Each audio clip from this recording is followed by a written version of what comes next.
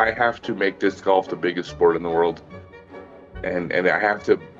Everyone in the world needs to have the opportunity to play the game. I've had people ask me countless times. They're like, how could disc golf be more like ball golf, or why are we so far behind ball golf? And I'm like, on what planet are you on that we're trailing ball golf? All right, thank you all for joining. Today we have Scott Stokely. We have the legend in the disc golf world.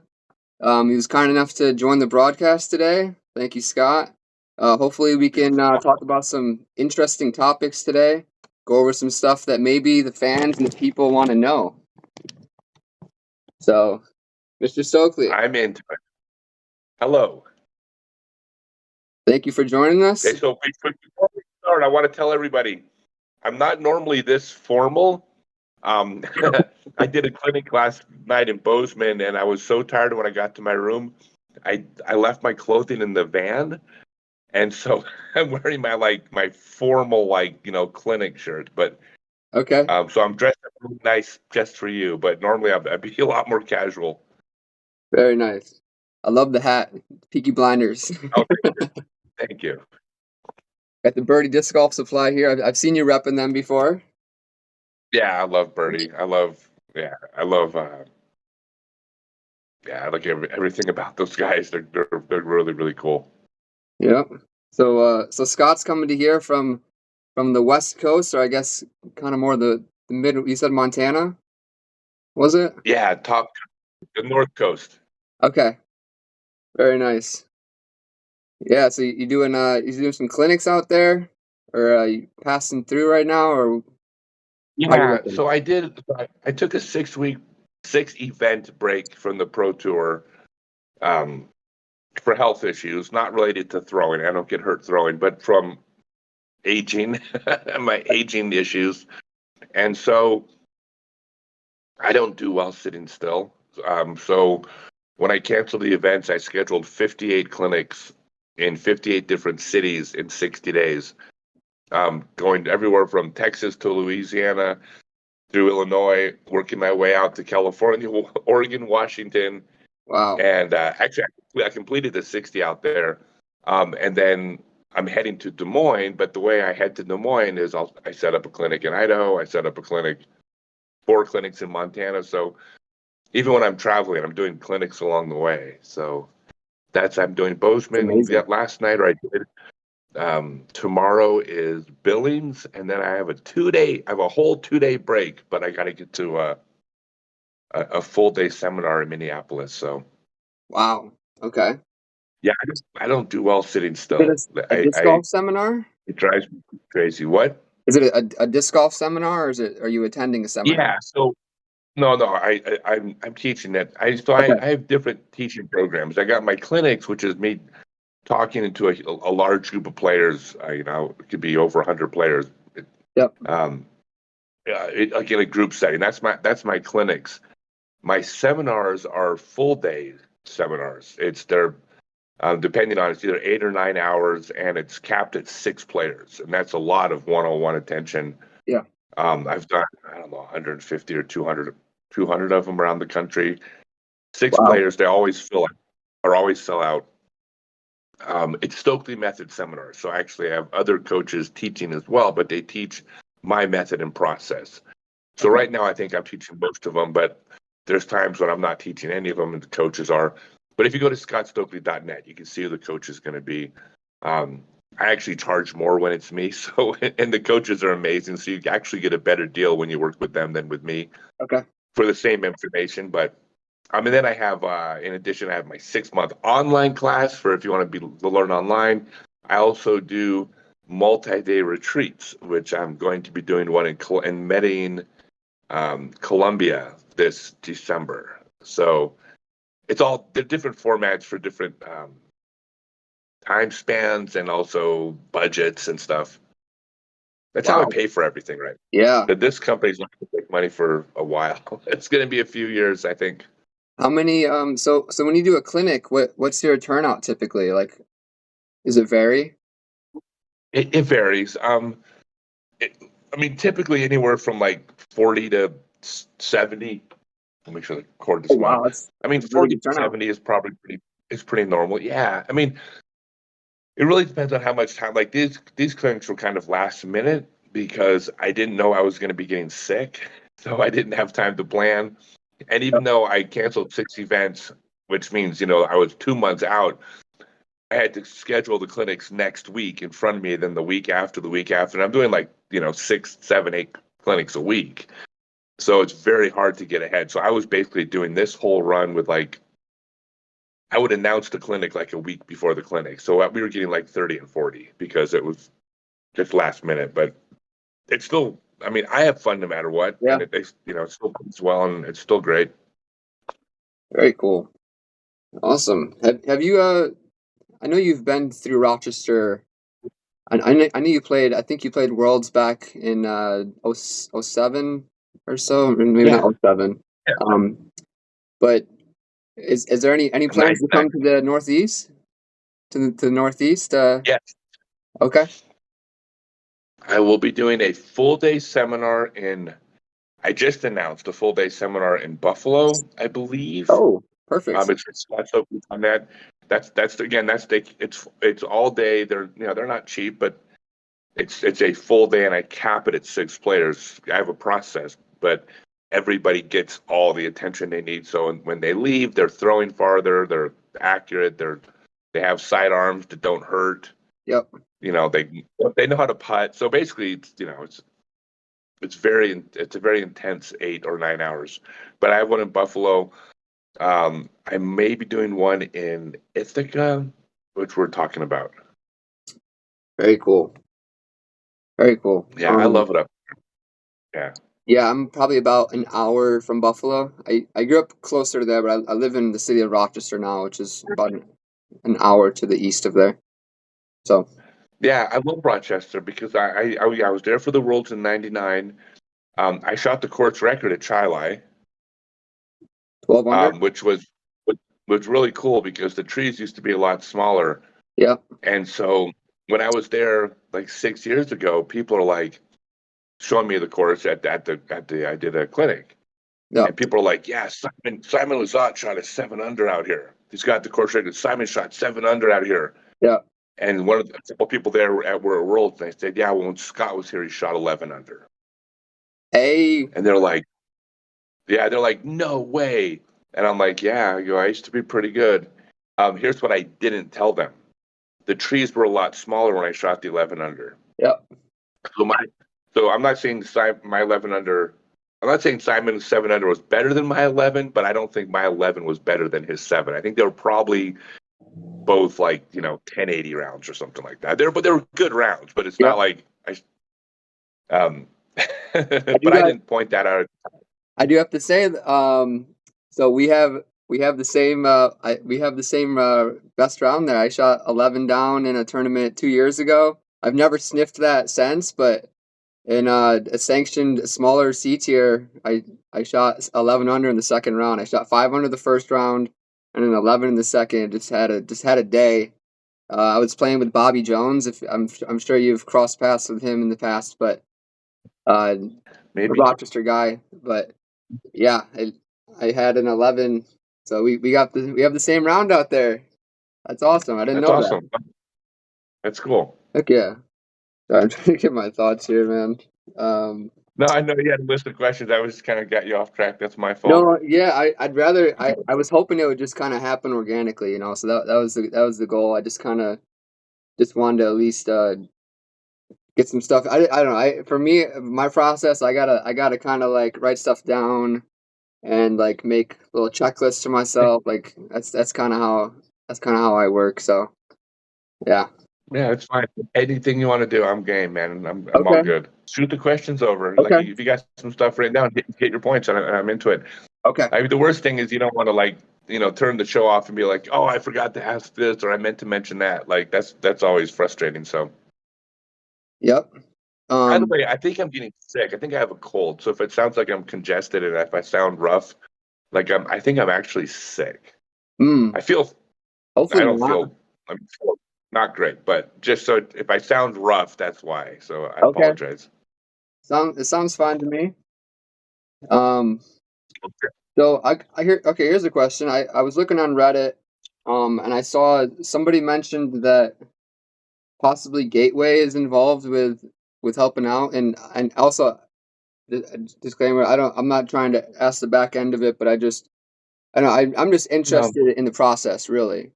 ask anything you want. You mean as far as me making discs? So yeah, so are you working with a partner? Are you still kind of like figuring out the process? Is it evolving over time? So I love Gateway as a company. The biggest reason I love Gateway is Dave McCormick, the owner of Gateway, is one of my closest, dearest friends for like 35 years. I love the man. He's very important to me. So go Gateway, right? I have Yep. nothing but positive things to say about Dave and the Gateway. Okay. However, my discs are not. There's no connection to Gateway Okay. whatsoever. I every single manufacturing Stokely discs, every disc made is being run on a machine that I own in a warehouse that I own um, from a mold that I own. I mean, Okay. it's my company, my machines, I'm manufacturing. Now I have a partner, so I say I own, we own, Yep. but the brand Stokely discs is I own. So we own the machines, I own the brand, Okay. um, and I do have help. Like the actual disc design, I don't do. That's a whole skill set that's not in our area. Yep. And part of the molding process, as far as pressures and temperatures and blends, I mean, it's art, not science, as far Yeah. as how to keep a disc from getting domey when you add a certain color additive, and how you change how you lower the density to change the weight without changing the grip of the plastic. I mean, it's an art form. So I have help in the manufacturing from Okay. experienced people and the design process, but no, it's 100% my company. That's We kind of run what I everything. thought because I saw you posted Yeah, in one of your launch videos that you said everything was that you owned it, and then I was looking on Reddit and people were like, "No, it's Gateway." I'm like, I figured that was a rumor.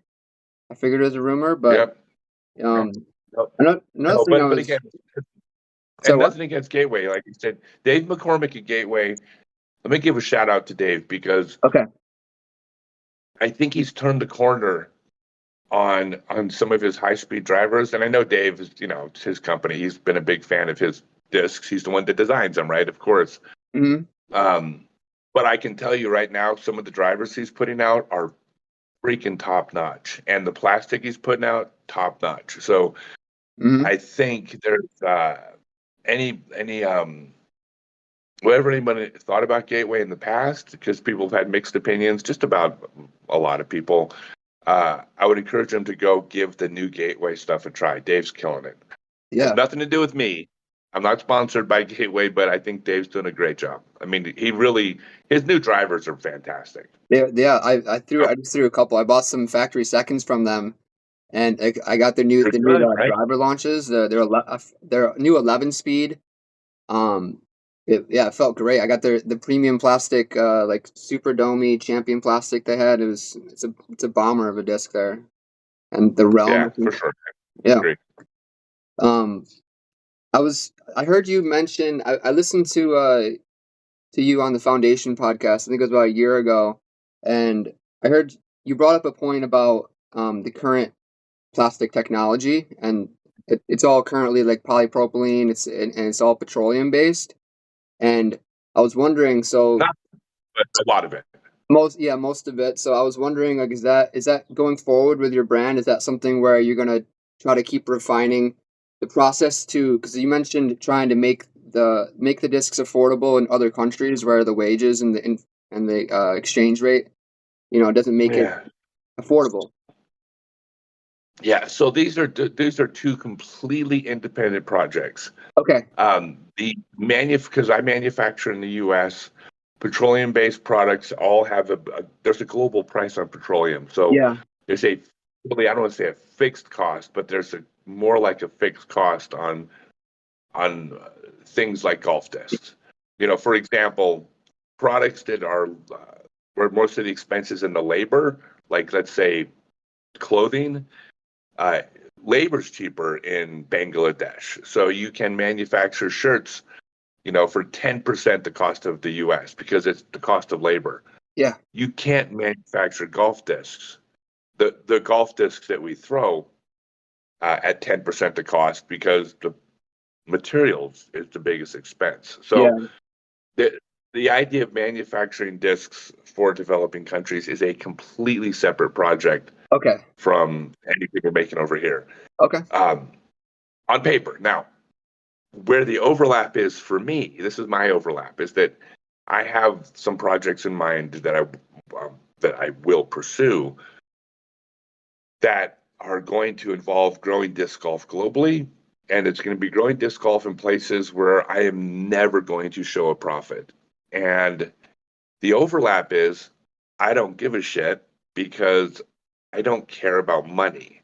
Like I care about making money, but only so I can do the stuff I want to do with that money. Yeah.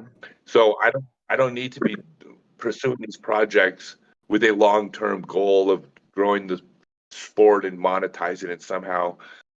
This is why I'm going to be dangerous with what I do, and I mean dangerous in a good way, which is I can lose money on these projects for the rest of Yeah. my life, and I don't care because it's what I want to do. So I will be using Stokely discs, hopefully being wild successful, and then just taking all the profits and just funneling them into these cool projects, which is what I really care about. I don't say really care about. I care about Stokely discs and everything, but Yeah. I have an agenda. Like I'm not going to die with money in the bank. I can tell you that right now. I don't stuff money under my mattress. I will not die.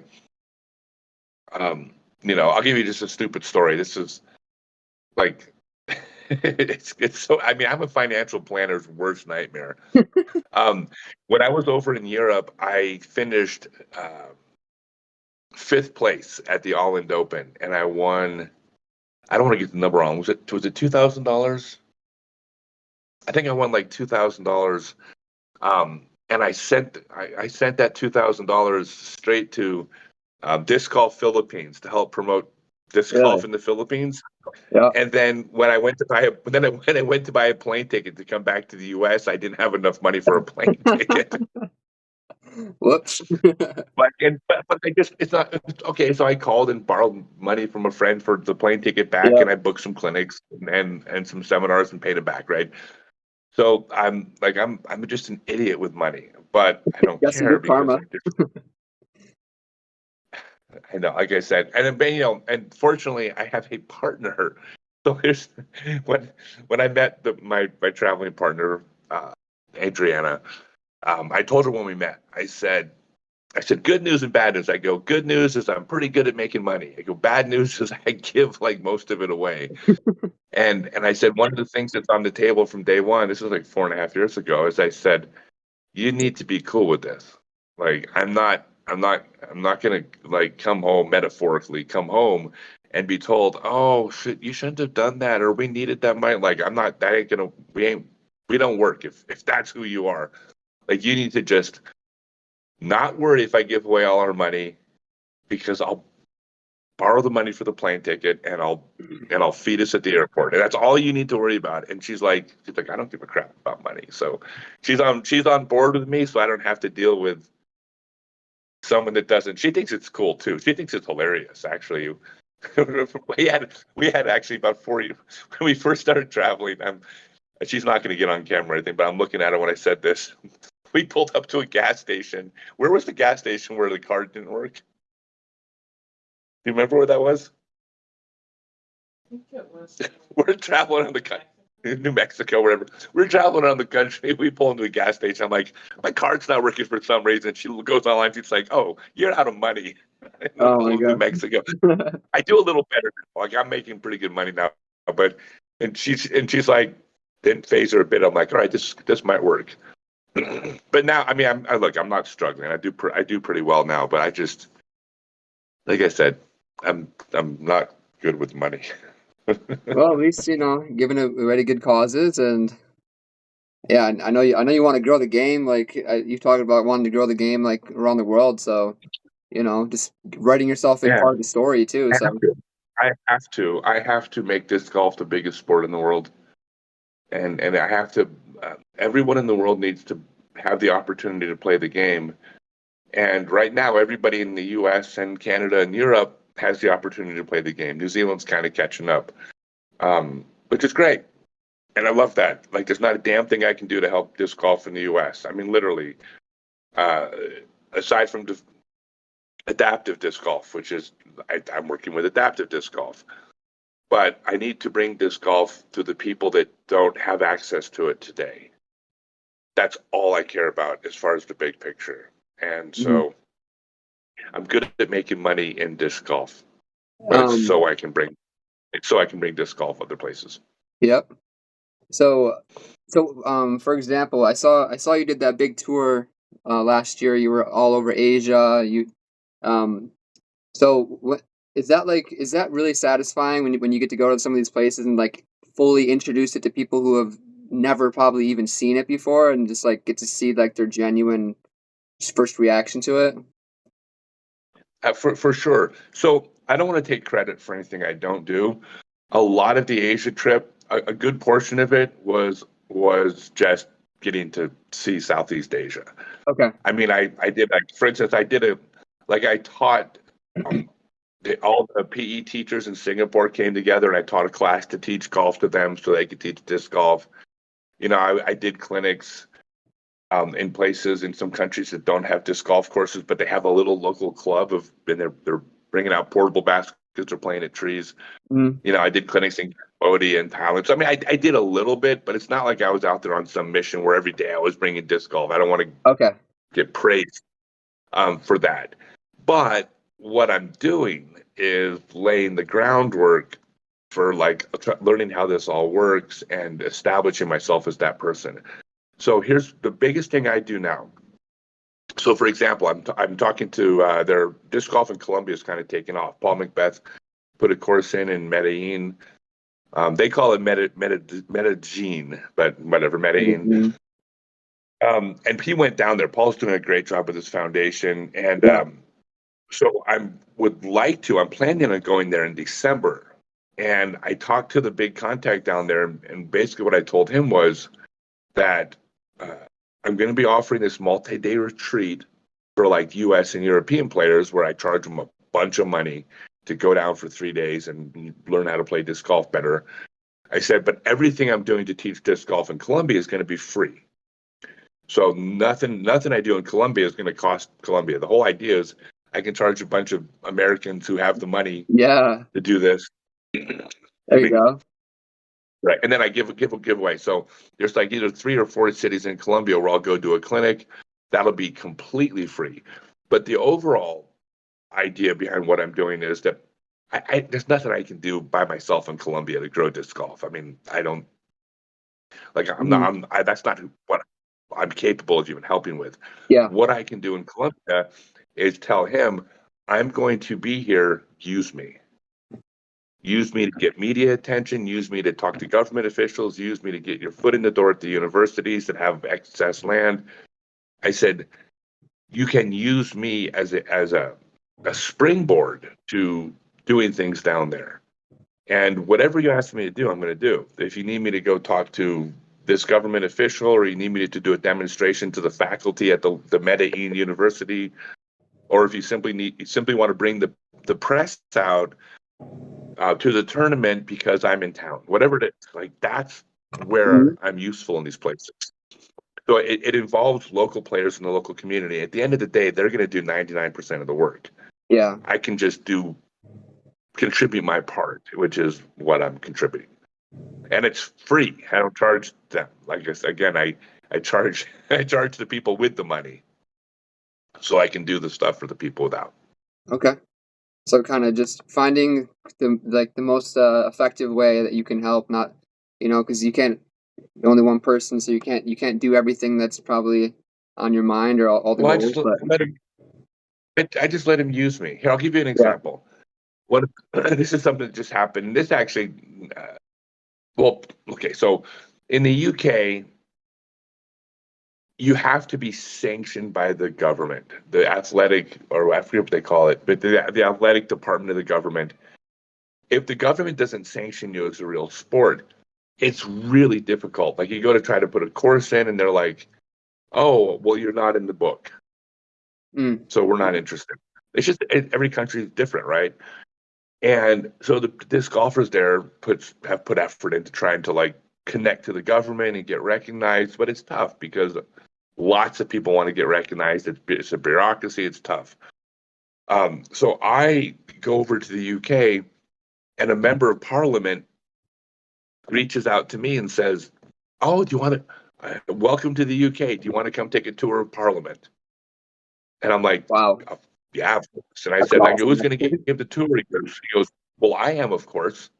And I'm like, "Wait, what? Really?" And we went there. His name is Ben Lake. He's the sweetest. Like he's not like an American politician. I'm sorry. He's like a really nice, good. I think a genuine good guy from Wales. And he spent like 4 hours with us. Took us out to lunch. Gave us a tour of all these places in Parliament. You're not like he took us into these rooms where like Winston Churchill used to like smoke cigars and decide how to fight the Nazis and like all this like cool history. And but again, it's like there's an inroad that maybe a local player in Bristol, Okay. England might not have actually had if he picked up the phone and called, but you can use me. Mhm. And my only agenda there, I don't care, like nothing, there's nothing the British Parliament can do for me or my career, but it opens doors because I'm there. So that'd be an example of something that I can do just because I got a name and some titles and stuff like that. Yeah. Okay, so kind of building off that, I guess what so from your perspective, what kind of advice would you give to some of us younger guys who we're kind of like, we don't have the name recognition but like we want to help to grow the sport, and I'm in my area in Rochester, like I struggle personally with just figuring out like how can I contribute to the whole thing, because Mhm. it's kind of like it played out in my head like, okay, how can I help, like what's the most effective, but then also sometimes feeling like maybe like I won't be able to do that or this or that. So It's so simple. And okay, whenever I say simple, I don't mean easy. Nothing's easy, right? yeah. But it's so simple. And the answer is don't talk. Like if you hear from 100 people that say, "Oh yeah, I want to go to all the local elementary schools and show them what disc golf is." For every 100 people that say that, I'll bet you one in 100s picked up the phone and called the schools and said, "I'm a local disc golfer with the local club. I want to teach a disc golf class." Yeah. Like that is the difference. Because if you talk about going to elementary schools to teach this or to show them what disc golf is, if you just talk about it, 0% success. If you call the elementary schools, it's probably not 100%. Maybe there's some teacher who had an ex-boyfriend that played and she's got a grudge, or I don't know. It's probably not 100%, but it's not 0%. Some percent will be like, "Oh my God, please take these kids off my hands for an hour." Yeah. And by the way, doing it as individuals is kind of tough. Do it as a club. It's a club function. So it's like, hey, I'm part of the Rochester Disc Golf Club. Now you're not just some guy who wants to come into the school and throw frisbees with children, right? Yeah. It's a club. Everybody's heard of disc golf nowadays. Yeah. If you call 10 schools, some of them are going to say we would love it. It might be all 10. But so that's it. It's not complicated. It's actually making the phone call after you come up with the idea. That's the biggest separator. I mean, that's a life lesson. That's what keeps 90% of entrepreneurs from succeeding is they don't actually even attempt the idea that they came up with Yeah. that was good. So just don't talk. And Okay. you cannot lose. And by the way, if you called every school in Rochester and you got every school said no, okay, fine. Call next week, call next semester, Yeah. call next year. Yeah. Like, don't talk. Because if you do that and you talk about how, oh, I should call back, 0%. Hmm. It's not complicated. It's Okay. so simple to just do. And then you can't fail. You literally can't fail because some stuff will happen. Okay. Appreciate the advice there. Yeah. Um, um, kind of, I guess, kind of change the topics a little bit. I was wanting to maybe get your opinion on the Pro Tour landscape. That's Oh, today. I got opinions about those horrible kids on tour.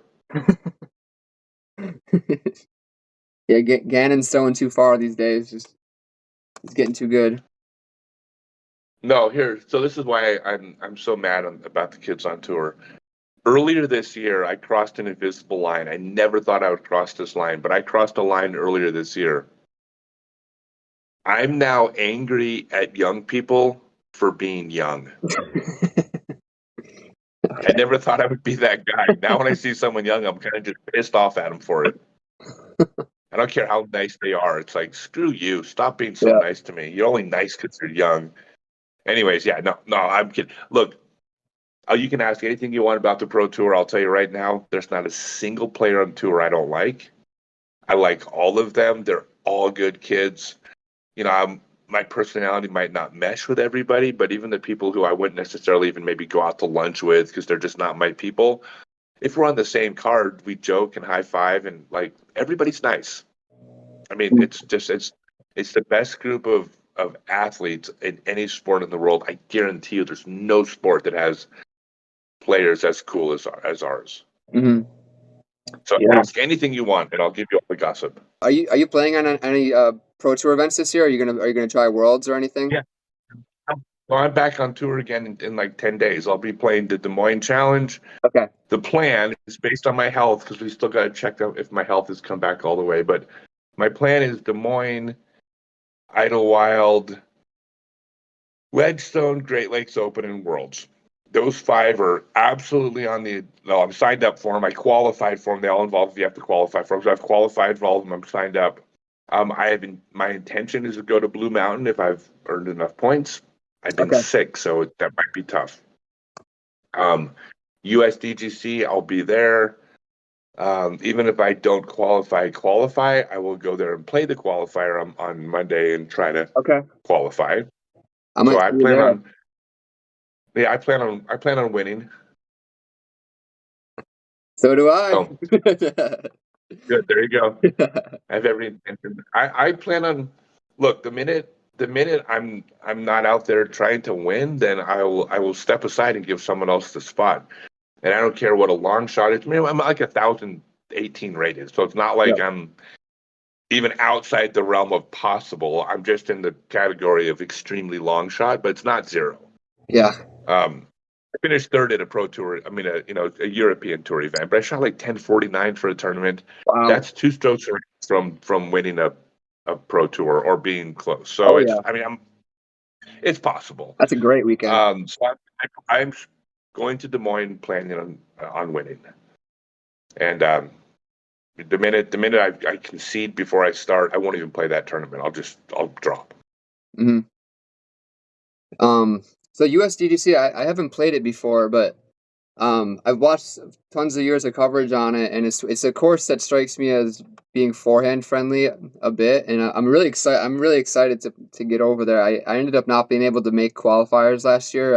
I had to uh, cancel my slot, but really want to make it out there this year, and yeah, just give it a shot because I'm not even 1,000 rated yet, but I'm getting close. I'm getting close, but you know, Nice. I always say any day, any time, any given weekend, Yeah. as long as you have the potential inside you. Golf's a weird game, right? It Like, is. I It mean, is like that. I mean, when Parker Welk, the best thing that ever happened was when Parker Welk won Dynamic Discs Open. That was the coolest thing Yeah. because it set the line of like just of what's possible on a given weekend. Yeah. And he's a great golfer. He just won the tournament at Caliber. I mean, he's a hell of a golfer for sure. But everybody that's 1,015 rated is a hell of a golfer. The fact that a 10-15 rated hell of a golfer is good enough to win the Dynamic Discs Open on a weekend is like, that's epic. Yeah. How many guys out there are like that? Where like how many guys on the tour like have the capability to win? Like I know it's usually like the same few guys in the mix, but Parker Welk, for example, Which two-thirds of the players, 75% maybe. yeah, I that's mean, awesome. it's a mathematical thing. I mean, what are the odds of a of a player with a 10-10 rating shooting 1060. Well, it's probably 1 in 20. Mm-hmm. Well, then the odds of it happening twice in a row is 1 in 400, and the odds of having three times in a row is 1 in 8,000. And you have 10, 20 players there, so it's all of a sudden 1 in 8,000 becomes 1 in 400 chance that someone's going to do it. Mm-hmm. 1 in 400 chance when you have 20 events during the season means every 20 years 1,010 players going to win. I'm Yeah. just making up the numbers, but it's just a mathematical thing. Well, if every 20 years 1,010 player wins a Pro Tour event, that's not out of the question. That's happens once or twice in a generation. Yeah. So all of a sudden, like it becomes reasonable. I mean, again, long shots. It's a long shot, but so what? Eight seeds win in, have won in basketball. Mm-hmm. I think. I think a 12 seed, then a 12 seed, an 11 seed has won the NCAA tournament. That's a 1 in 10,000 shot or something. Mm-hmm. So it happens. How much of that is like, I mean, I guess it's a combination, but somebody finding a flow state for the weekend, getting some good breaks. Like how much of that, like the flow state is something that I feel like all disc golfers kind of like when you're in it, like it's great, but like like that's that thing where like all of a sudden somebody who's 10-10 can just elevate themselves and just rise to the occasion. So I got a whole different take on that because I think it's all just mathematical and it's all Okay. just probabilities. So it's just a question of, if you flip a coin 18 times, on average it comes up 9 heads and 9 tails on average. Okay. But sometimes it comes up 12 heads. It's not as common, but it can come up 13 heads. Every once in a while it comes up heads 14 times. Look, it'll happen 15 times Okay. out of 18. Every once in a great while. It's just probabilities. And when when the coin comes up, if you were the coin and heads was the good result, you would sure feel like you're in this confident, you're feeling confident, you're feeling in the zone, you're feeling all these things. But this is a whole separate conversation, but Yeah. there's a lot of evidence to show that the reason you're feeling that is because it was coming up heads. It's not that you made it come up heads because you were feeling that way. And there's data to show Okay. that that's kind of the case. Okay. But mathematically, Interesting. if I mean if the difference between a 1040 player and a 1010 player is 5 strokes per round, I'm just going to make up numbers here. That means that on average, if the 1040 player succeeds at their shots, let's say 65% of the time, then the 1010 players succeeding at their shots like 62% of the time. It's just over the course of 54 holes, that winds up being like 15 strokes. And I'm totally making up those numbers. But it is that razor thin. So the best player in the world is only a little bit better than the 100th best. And by the way, looking at statistics, like if you look at stats, look at the best putters on the Pro Tour circle 1x. Because this is a quantifiable stat. The best players in the Pro Tour circle 1x are like around 90%. The not so good players on the Pro Tour are like 85. Yeah. It's like one putt out of every 20. One putt out of every 20 better. Yeah. That's a very small difference between Andrew Marweed and your 1,005, player on the tour. It's Andrew's making one putt in 20 more. The gap is small, but you extend enough. Yeah. It's probabilities. You give long enough. Like for instance, a 1,010 player will never win a 6-round tournament. I can tell you that. It's not mathematically impossible. It ain't never going to happen. But the chances of winning a 1-round tournament, pretty good. Yeah. So the longer you play, the lower the math gets. But in a 3-round tournament, 5 rounds is tough. Worlds is a heck of a lot tougher. But winning a Pro Tour event, 3 rounds, maybe even sticking a rain delay cancellation, you have a 2-round tournament. Yeah. Doors open up. Okay. I'm a math nerd, so it's all about math to me. Yeah. I appreciate that. I guess part of me I have a bit of that like kind of like spiritual where I'm like, okay, like for example, like the Conrad shot, like it's like sometimes there's these things that happen where you're like, is that just math or is there something else? But Yeah. Well, and I don't want to take away the fun of the game for you or for anybody else. So like, Yeah. it's not that's No, not I the purpose appreciate of your it. side to it. No. But an example of the Conrad shot, which was that was an epic shot, of course. Yeah. The sport's been around 50 years. There's been 1,000 opportunities for that shot, Yeah. or let's say several hundred opportunities for that shot, and one of them went in. Well, what are the odds of him making that shot? It's one in several hundred. Hmm. Okay, well, it's like mathematically those things. It was just such a cool It's kind of story, like you know. it's coincidences. Like it's not strange that weird coincidences happen. It would be strange if they didn't, because there's Yeah. so many things that take place in the world. The likelihood that you never run into two people with the same name and the same birthday at a party is astronomically small. That Yeah. never happens. So there's no then again, but that's me being a nerd. Yeah. So I Maybe guess I'm a in grumpy the old nerd that's taking this away from life. But so in the vein of the statistical approach, I guess I so I'm wondering, so your take on disc golf becoming like the largest sport, just on the trajectory, you know, the accessibility of it, all these factors, like the seeds being planted, all of that. So the other aspect is kind of like you see like the influx of money the last few years. You see some big contracts, the purses are getting bigger. Where do you think the sport needs to go as far as payouts and like tournament purses? Like what kind of purses do we need to get to? You know, like so I have a different take on a lot of things. okay. And so the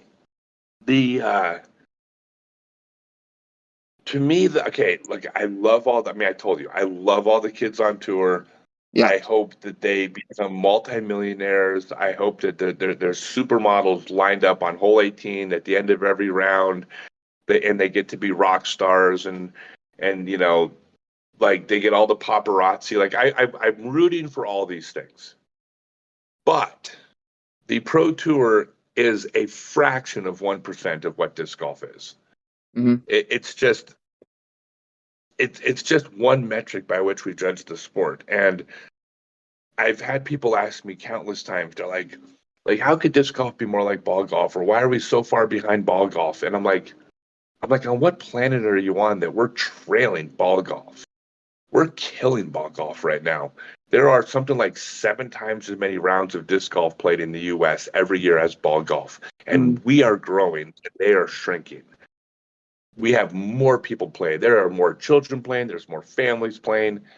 Like disc golf's completely, taken over. Oh, but the pro tour, the PGA Pro Tour is this much like is doing better, and it's like but the pro tour is that much of the sport. Yeah.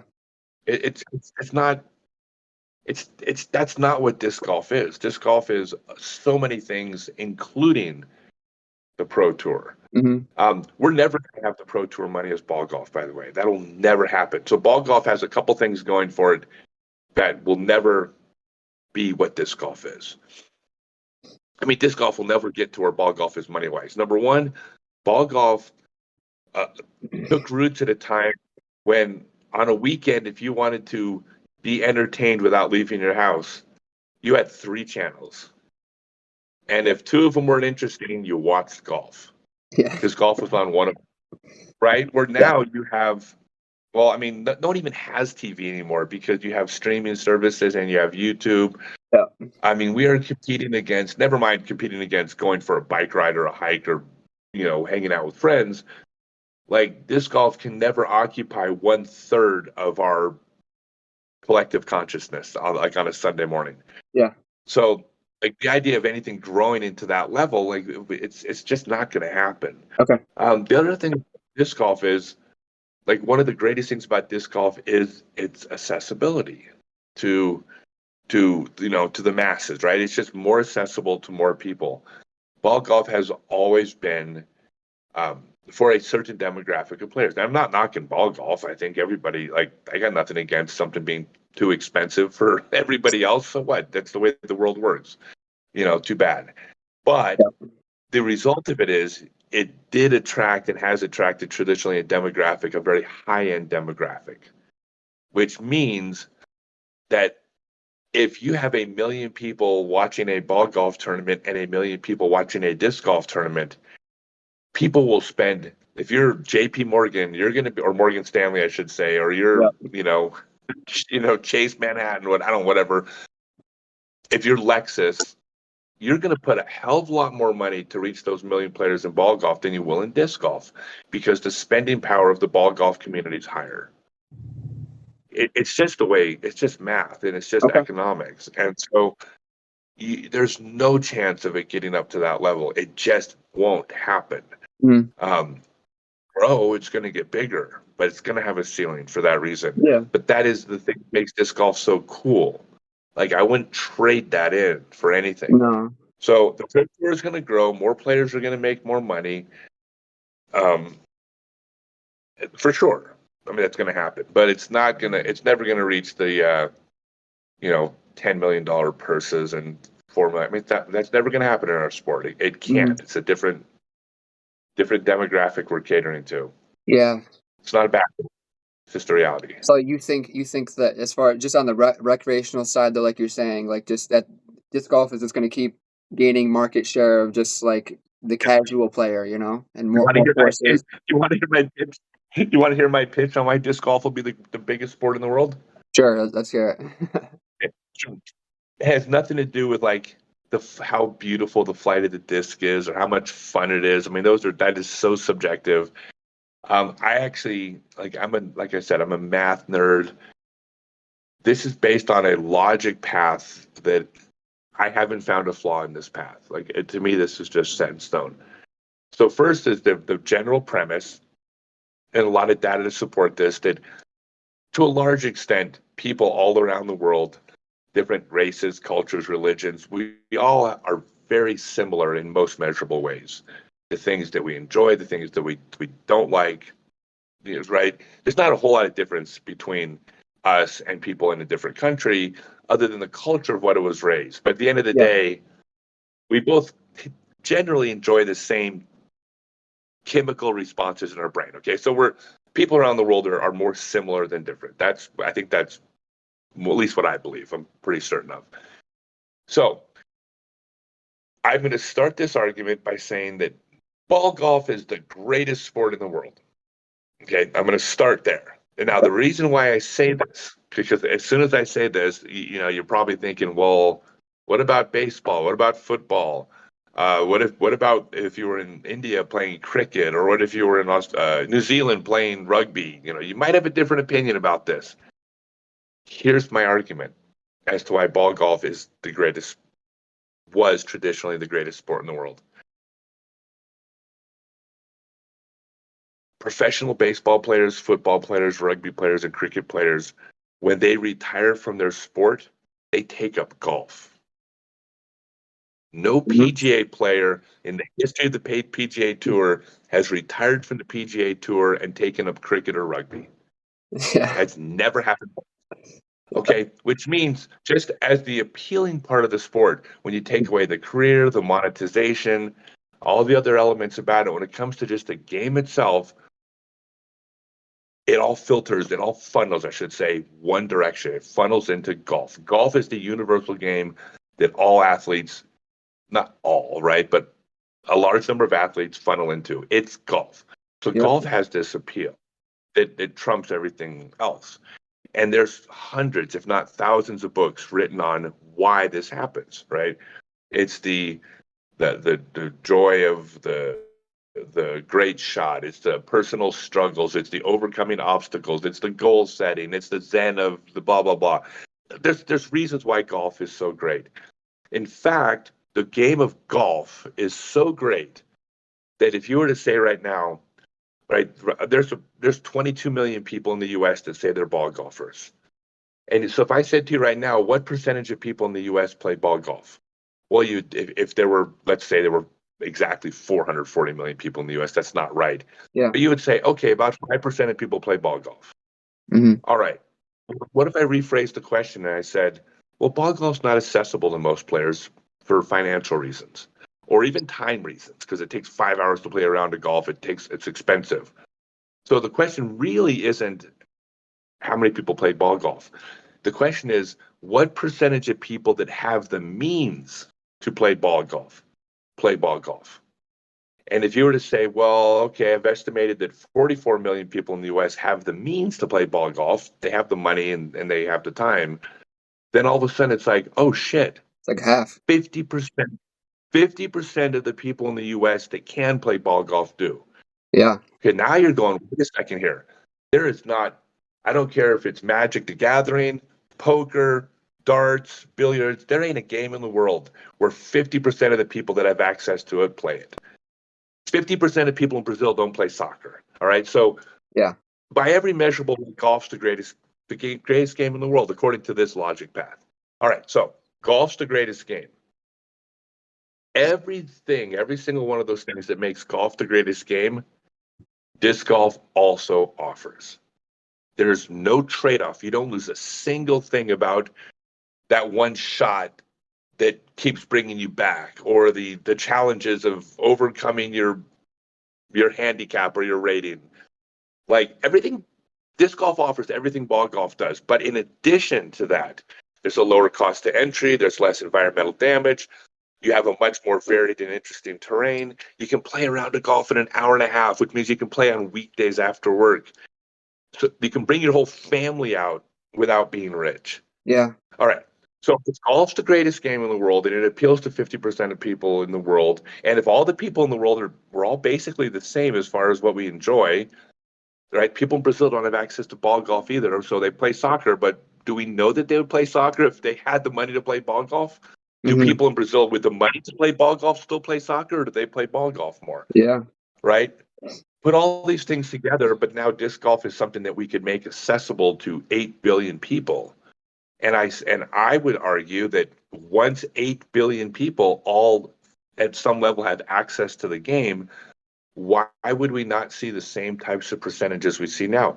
Why would not a measurable percentage of people not play disc golf if 50% of people who have access to golf play golf and we're all the same? We're not the same, but very similar. Like when I put all this together, I say there's no way. I say the only thing that's keeping people from disc golfing is that there isn't a course in Ecuador, and if there was, discs are not affordable.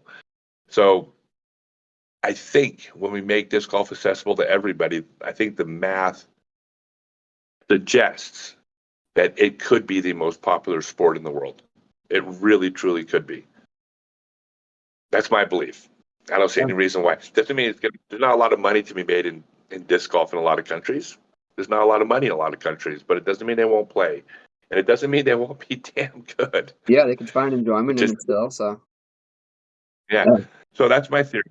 That's my theory as to why disc golf.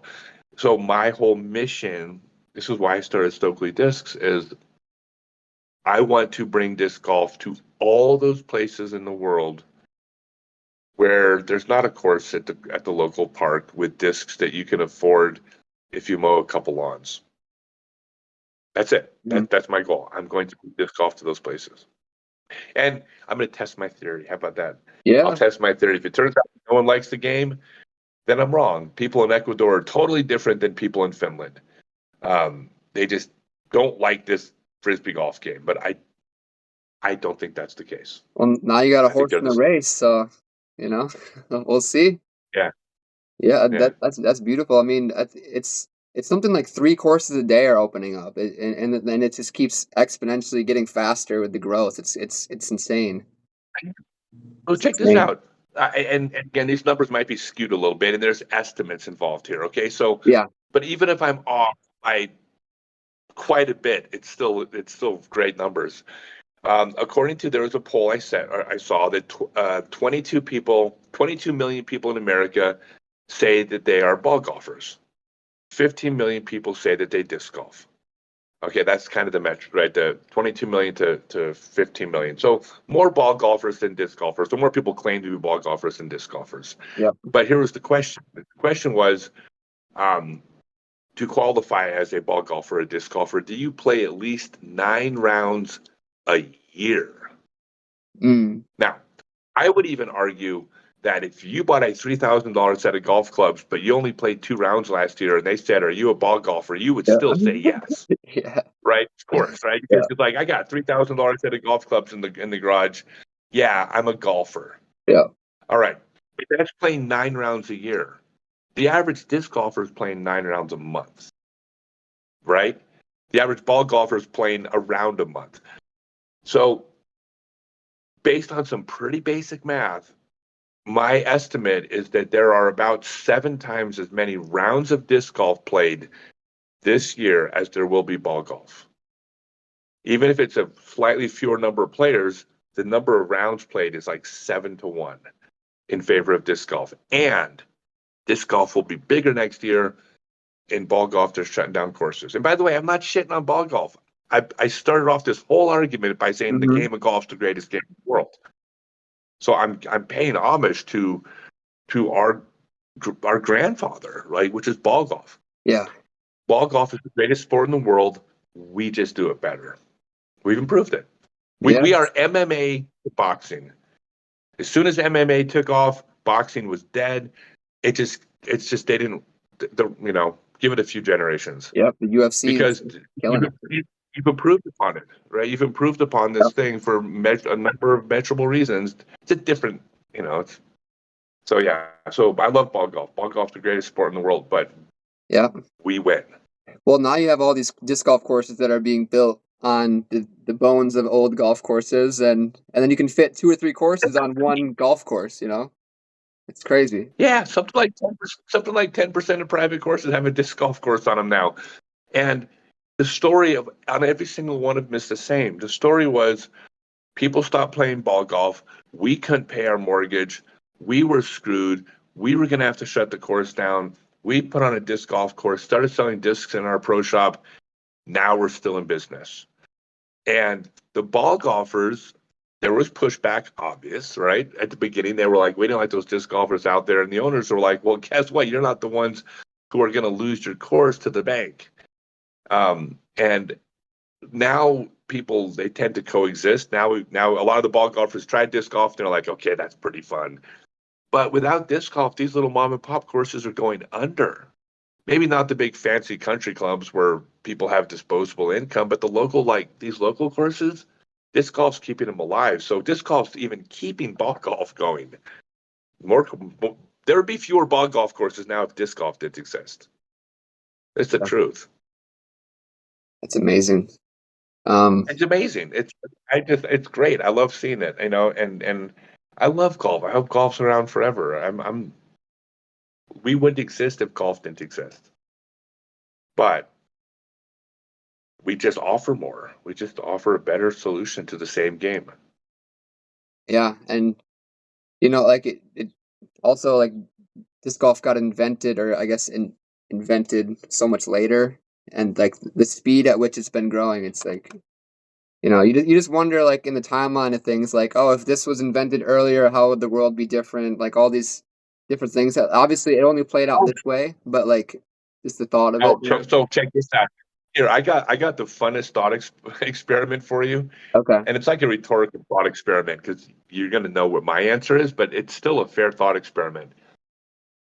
All right, so if you buy into this idea, okay, which I think is pretty obvious, that disc golf offers all the things ball golf does, emotionally, physically, exercisally, I don't know if that's a word, right? We offer all the same things ball golf does, but it costs less to get started, it costs less to play, it uses less land, there's less environmental damage, you can play in a shorter amount of time, your family can play, right? If you buy into this idea that we don't lose anything, that disc golf offers everything that ball golf does, but also these other advantages, here's the thought experiment. What if disc golf had been invented first? Would ball golf even exist? So hear me out. 150 years ago in St. Andrews, Scotland, someone invented disc golf. Now disc golf's become this sport. We have our Tiger Woods. We have our Jack Nicklaus. Disc golf's an existing sport. Right? Now, somebody comes along and says, dude, I got the coolest idea ever for a variation of disc golf. It's called ball golf. Check this out. It's just like disc golf, but you got to buy a $3,000 set of clubs. It costs $150 per round. It takes 5 hours to play. We are going to be pouring tons of pesticides into the well water, and but it's just like disc golf. It just Yeah. costs a lot more and takes longer to play. Oh, by the way, your kids are never going to be able to afford to play. So this is something you're going to get to do like 5 times a year. Like some people might go out and try it, but would ball golf have even caught on? Yeah. Had this, That's interesting to think if it been, about. That's, yeah, I mean, yeah, you about that. wonder I don't about think, it. Yeah. I don't wonder. I think the answer is obvious. Yeah. Like, why would ball golf have ever started? Disc golf, but it takes $3,000 to start. I guess they didn't have the plastic technology back in the day. It was all leather and wood. Yeah, Yeah. no, that's exactly what it is. I mean, that's If it. somebody Things made a evolve. leather frisbee, if someone made a leather frisbee in Scotland back 1,000 years ago, maybe maybe it would have. Dude, the world changes. I don't think baseball is going to be hardly around in 50 years Yeah, I don't either. because baseball is just inherently, relative to other sports, a fairly boring game to watch and a fairly boring game to play. But baseball had this tradition for 150 years of fathers and sons. Yeah. This is what baseball was. Dad takes his boy. I'm sorry, I'm not saying there weren't girls that played or liked sports or that moms didn't play, but No, but traditionally it was a father and son thing. And dad took the kid out to the ballpark. He taught him how to score the game. The kid was interested in it, and the dad told stories of Babe Ruth and Ty Cobb and Willie Mays. Half of them were bullshit. They didn't even happen, but everyone in the stadium knew the stories because that was the lore. Baseball had this thing that overcame the fact that watching baseball is boring.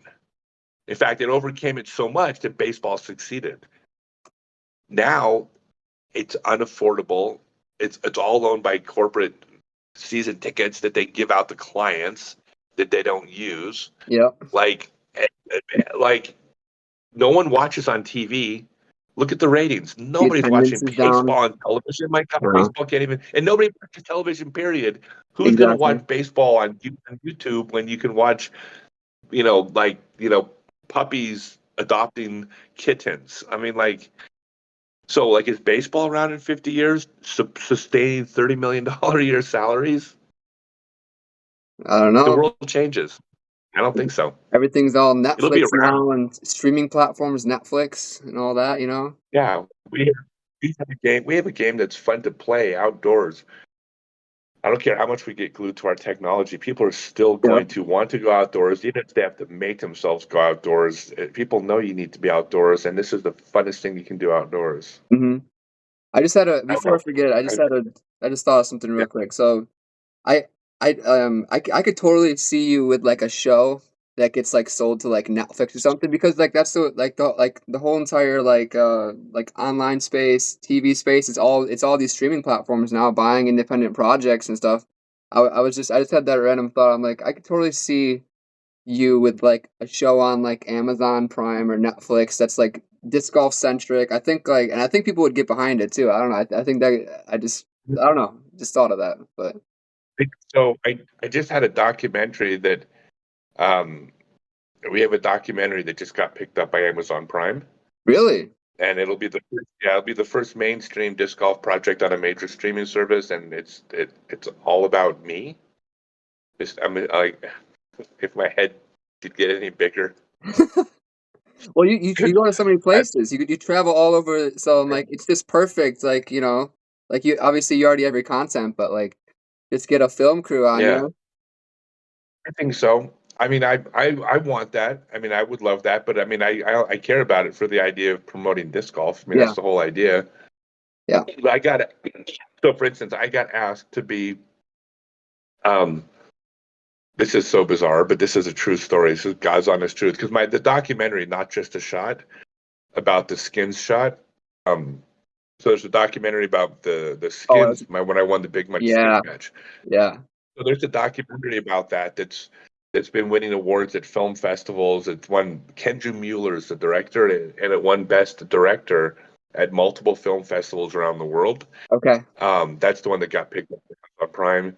Wow. But just to give you an idea, a person at one of the film festivals who saw the project reached out to me and asked me to play the lead in a Hungarian feature film. Swear to God, this is the weird. This is how weird my life is.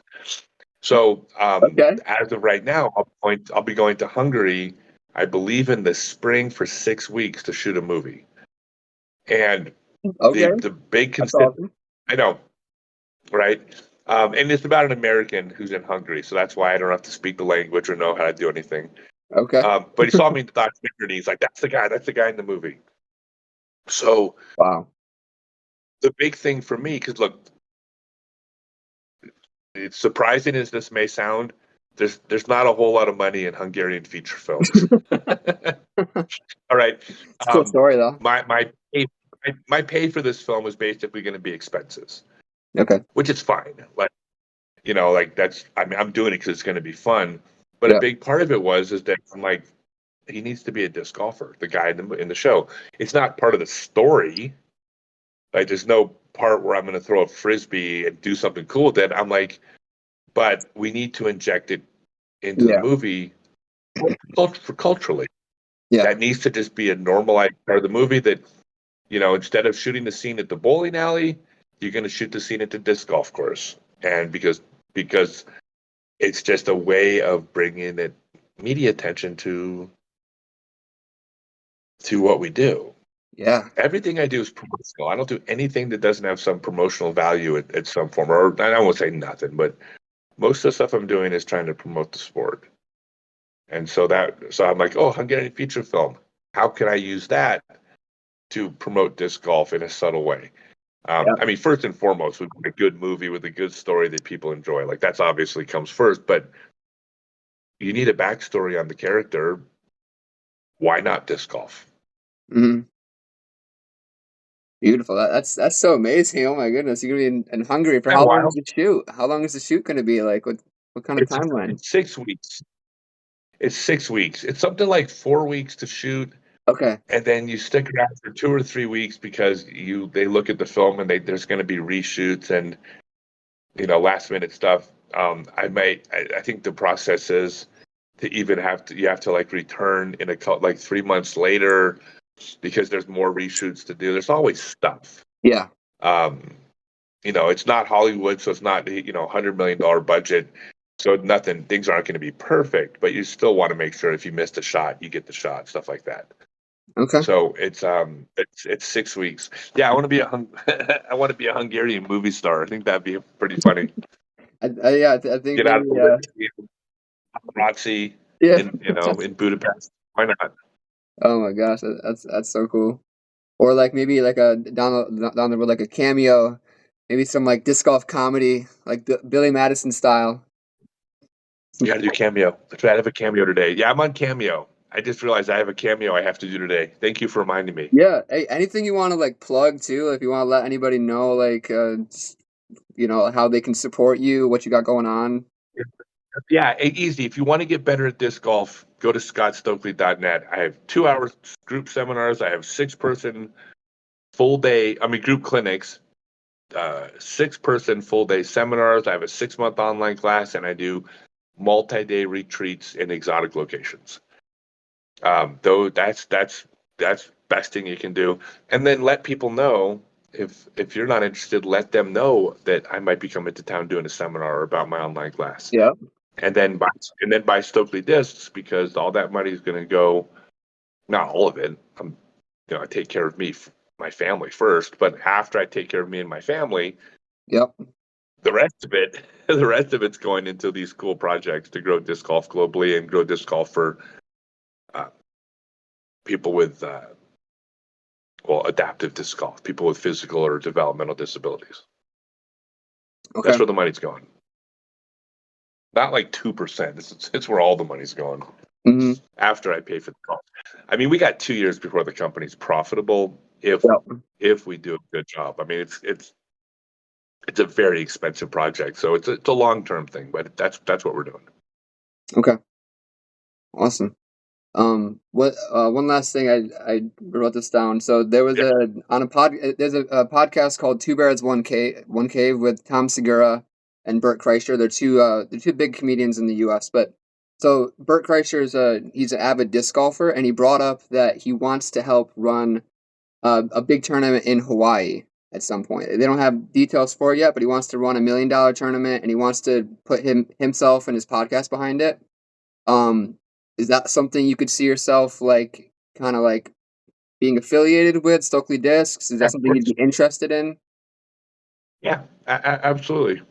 Okay. I'm open to anything that is promoting or growing the sport, and so I'm absolutely 100% all about that. Okay. I would love to do something in Hawaii. I would love to do something everywhere. So I'll get behind anything. I'd be there So probably. it's at on Kauai, on the island of Kauai. There's a private resort apparently. It's called Mwaka, and it's this beautiful destination disc golf spot that I haven't seen a lot of people going there and all that, but I wanted to just bring it up because I haven't heard it talked about much, so I figured I'd bring it up with you because I feel like it could fit in with what you got going on possibly. So For yeah, sure.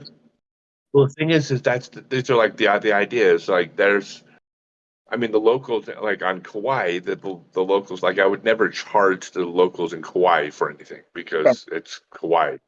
I would charge people on Maui because Yeah, that's a different demographic. But people would probably not show even up the too. locals.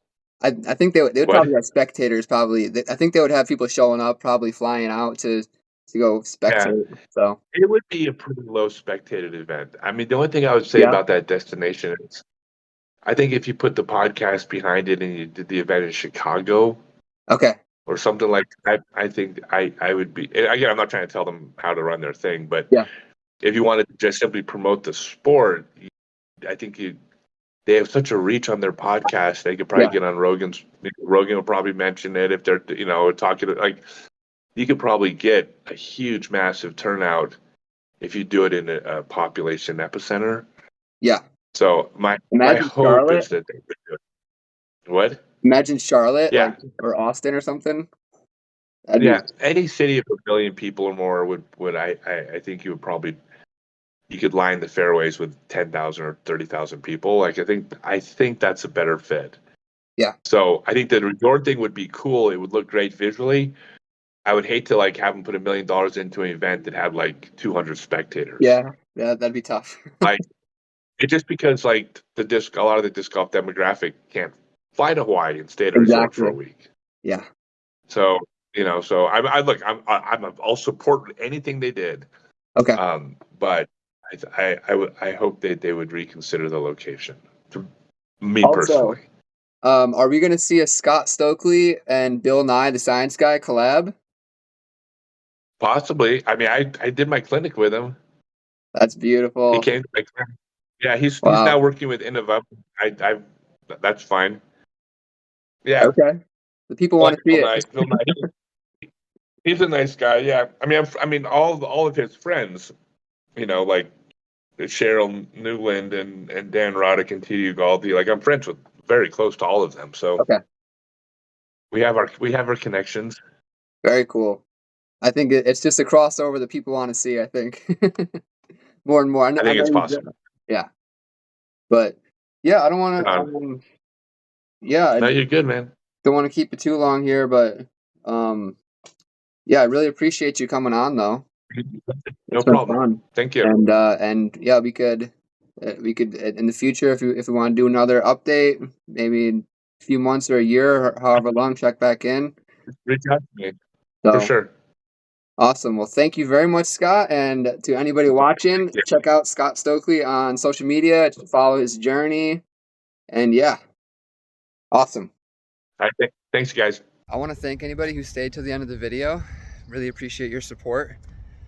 Scott was very generous to do this for me. I had reached out to him randomly, and he's such a giving, and he's a great ambassador for this sport. And I want people to know that. That's why I wanted him on, so he could talk his mind about why he thinks disc golf is going to be the biggest sport in the world, why he's so passionate, and all these things. And I'm glad to have been able to give him a space. I'll leave you with a quote that goes something like, the ones who are crazy enough to believe that they can change the world are usually the ones who do. And I think Scott embodies that. He's really out there all over the world, all over the US, spreading positivity. You cannot hate on the guy, and he's a one of one, and it was a pleasure to speak with him. I just wanted to give him a space to speak his mind freely and to kind of show you guys some of his opinions. So hopefully you liked it, and I'll catch you in the next one.